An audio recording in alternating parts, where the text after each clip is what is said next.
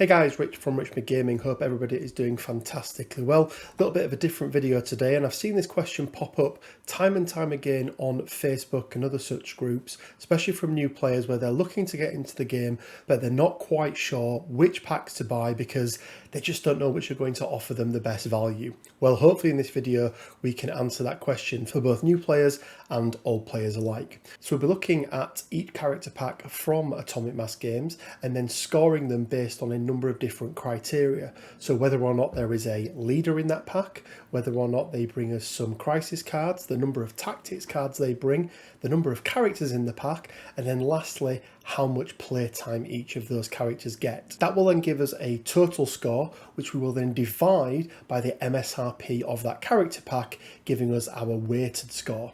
Now there'll be 5 tiers in total, S through to D, and the lower the overall points, the higher up the rankings each pack will go. Now, to get into S tier, they're going to need less than 0.4 points. To be in A tier, it's less than 0.8. To be in B tier, it's less than 1.5. C tier is less than 3, and anything scoring above 3 is going into D tier. Now, all of the play percentages are taken from the current stats within the TTS Season 5, so it's a really up-to-date list, and a big shout out to Xavier Protocols because that's where I extrapolated all of this data from. So let's jump straight into it. Guys, Future Rich coming at you once again. Just a quick reminder for everyone to make sure they watch until the very end of the video to get all the details as to how they can enter our prize draw for the month of June. Back over to the tier list. So first up then, we thought we'd put this in as a benchmark, CP01. It is the core box. It is absolutely going straight up to S tier. It's $100 MSRP, but for the number of characters, the tokens, the crisis cards, the tactics cards you get, all of that scenery, it is still the first place to go for anybody looking to get into Marvel Crisis Protocol. CP04 next then, which is the Hulk, who is not a leader, does come with a crisis card, comes with 3 tactics cards, but has a very, very low percentage play, so actually has a weighted score of about 1.75, which means that it goes into the C tier. Next up then is MODOK in CP05, released alongside the Hulk, and he has the exact same stats in terms of crisis card, tactics cards and cost. The big difference here is the percentage played, so MODOK goes straight into the B tier. Our next release then was Black Panther and Killmonger in CP07. Now this is the first new leader that was released, and it also came with a crisis card. Once again, the total playtime for these two characters combined is about 37%, which puts it right up to A tier. Shuri and Okoye then, the second half of the Wakandans pack, and whilst this comes with no leaders, no crisis cards and only 2 tactics cards, the big standout here is the percentage play. 33% for Shuri and 66% for Okoye, giving it one of the lowest scores in the entire game, bumping it straight up to S tier. Venom in pack CP09 next, coming with no crisis cards, only 2 tactics cards, a reasonable play level at 13%, but a total score of 1.55, meaning that it goes into the C tier. Miles Morales Spider-Man and Gwen Stacy next in CP10, and whilst on the list it's the second set of leaders that we had in the game, we all know that that most definitely wasn't the case because of release orders. It has a leader in the pack, it's got a crisis card, it's got 3 tactics cards, really good play levels for both Miles and Gwen. It goes straight into A tier. The introduction of the Asgardians next in the Thor and Valkyrie pack, and once again we have a leader, we have a crisis card, really good play levels on both, puts them into the A tier. Loki and Hela then, the other half of the Asgardian packs in CP12, coming in at $39.95. Quite low play percentages for these. Loki does see a lot more, but Hela with only 1% pushes this down to a C tier. Vision and Bucket in CP13, coming in at $39.95, does come with 4 tactics cards, 2 characters, but is really only propped up by the 11% play that Vision sees, so it goes into a C tier. Corvus and Proxima next in CP14, and whilst this did introduce a brand new affiliation to us, it didn't introduce a leader and didn't come with any tactics cards. Reasonable percentage play with 7 and 7 for Corvus and Proxima, that tells you that they're typically taken together. I thought this one would score higher, but it is still only a C tier. Gamora and Nebula coming up next then in CP15. 0 leaders, 0 crisis cards, 2 tactics cards, and very, very low play across the board. It's the first D tier of the list. Our second lot of Guardians then in CP17 with Rocket and Groot, once again only coming with 2 tactics cards. Very, very low percentage play, so it goes into D tier. Star-Lord then, the leader of the Guardians, he did come with a crisis card, he did come with 2 tactics cards, but he has a very, very low percentage play, meaning that even though he is a leader, he still only manages to make it into B tier. Black Dwarf and Ebony Maw next, and the most expensive of our packs so far in this list, coming in at $49.95. No leadership, no crisis cards, 3 tactics cards, very, very low percentage play, they go into D tier. Drax and Ronin in CP20, another $39.95 pack. Low percentage play for both of them at 2% each, and only 2 tactics cards. It is also in at D tier. Green Goblin next in CP10, and whilst he was a leader, he didn't come with a crisis card. He comes with 2 tactics cards, but only has a 2% play. I expect that to increase with the release of some new Spider-Foe characters, but right now he is in C tier. Doctor Strange and 1 next in CP23, coming in at $39.95. There is a leader, there is a crisis card, there is 3 tactics cards, but the percentage play is relatively low at only 7 and 5% respectively, which means they only make it into the B tier. The set that nobody asked for next, CP24, Hawkeye and Black Widow, and Hawkeye is really doing all of the heavy lifting here with his 14% play, but it's still only enough to get them into the C tier. Now, the next one may be a little bit controversial, CP25, the Mad Titan himself, Thanos. Now, there is an argument here that you are going to get a lot more value out of this pack because of the ultimate encounter, but we're just looking at the main game in this list, and that's how we will score it, with exactly the same parameters as everything else.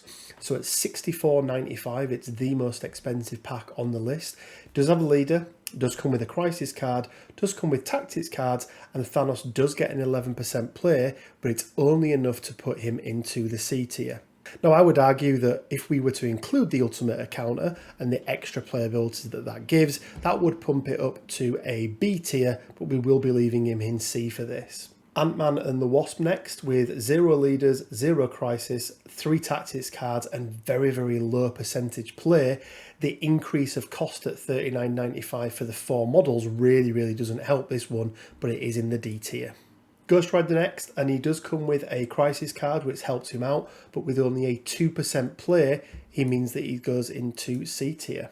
It's Angela and Enchantress next in CP28 with 0 leaders, 0 crisis, and 3 tactics cards. At first glance, they don't look like they're giving you much value, but it's really the total play percentage that props these guys up. 38% for Angela and 55% for Enchantress mean these guys go straight in at A tier. Kingpin in CP29 at $24.95 brought us the leadership, brought us crisis cards, brought us 3 tactics cards. Get it's a good play percentage at 12%, so he goes straight in at A tier as well. Daredevil Bullseye next, and there are no prizes for guessing where these guys go straight away. No leadership, no crisis, only 3 tactics cards, 7% play for Daredevil, but only a 1% play for Bullseye, straight into D tier. Punisher and Taskmaster in CP32 coming in at $39.95, and Taskmaster once again is doing the heavy lifting here with his 15% play. They go into D tier.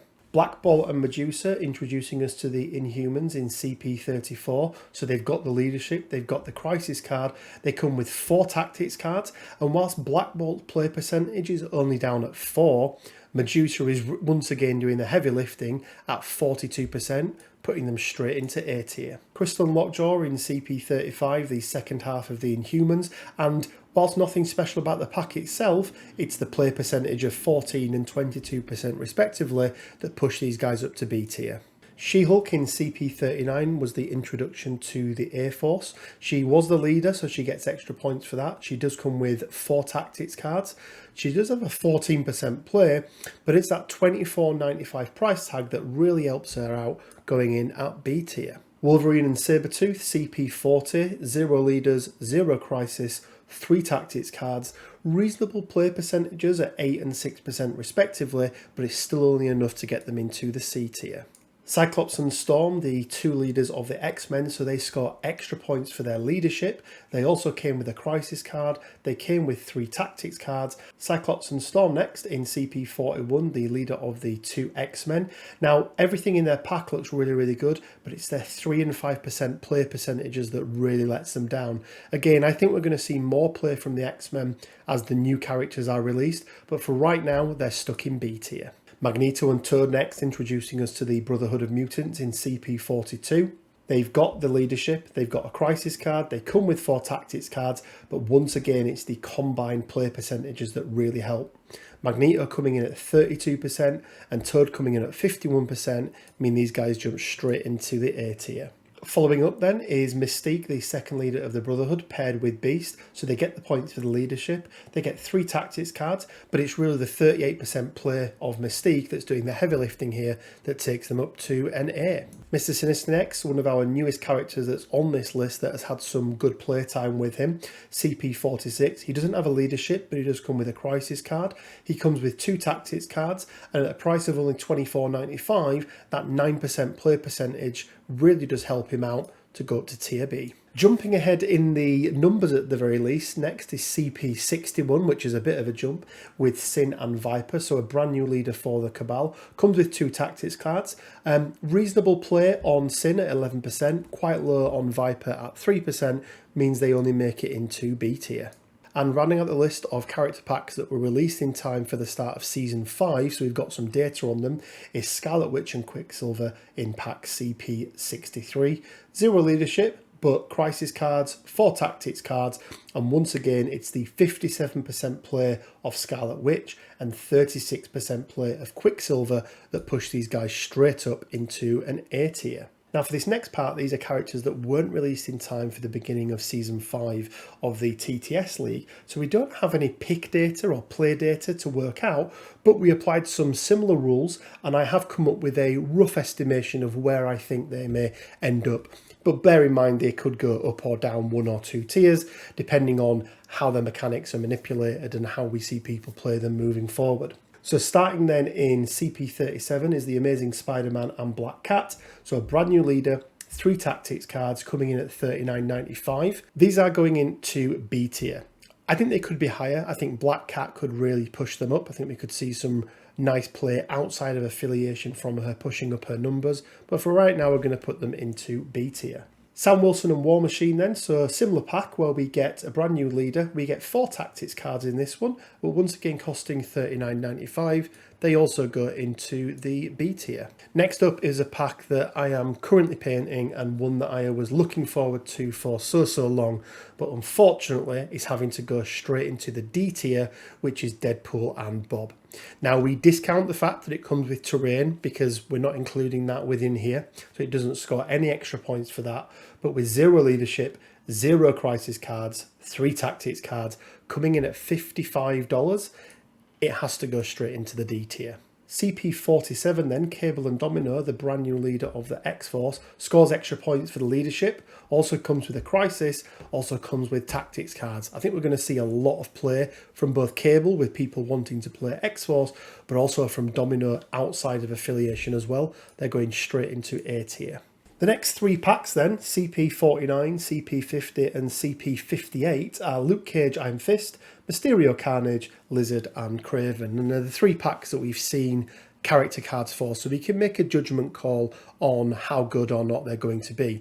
And right now, because they're not bringing any additional leaderships, we've not seen the play percentages, they're going straight into the C tier. Now the only 2 packs that we have remaining are Omega Red and then the Jean Grey pack, but we're not even going to bother tiering those ones because we haven't seen any character cards for them. And there we are, guys. That is my ranking for every single Marvel Crisis Protocol character pack that has been released or is due to be released so far. Now, bearing in mind we're looking at value for money, so we're looking at what extra things it brought to the game. But I think everything in the way it was tiered kind of fell in line with how I thought. I was worried at first that the math I applied to it would throw up some anomalies, but I think for the most part it seems pretty good. So right now, once you've picked your affiliation and you've got your core set of characters you want to look at, the best bang for your buck right now is pick up a Shuri and Okoye and pick up a Scarlet Witch and Quicksilver, because right now you're going to get more bang for your buck out of those 2 packs. But let me know down in the comment section below, what do you think is the most value for money pack in the game? Now, we didn't go into every little minutiae detail with this one. We could have looked at the tactics cards that were included in there and then play percentages of the tactics cards as well. And this will change. This will be an evolving list over time as new characters come into the fray, new leadership abilities come into the fray, and brand new affiliations come into the fray as well. As always, guys, remember to make sure you are subscribed and you leave a comment on this or any other video from June to begin with a chance to win one of these character packs. And it leaves me with just enough time to say, as always, stay well, keep safe, and until next time, bye for now.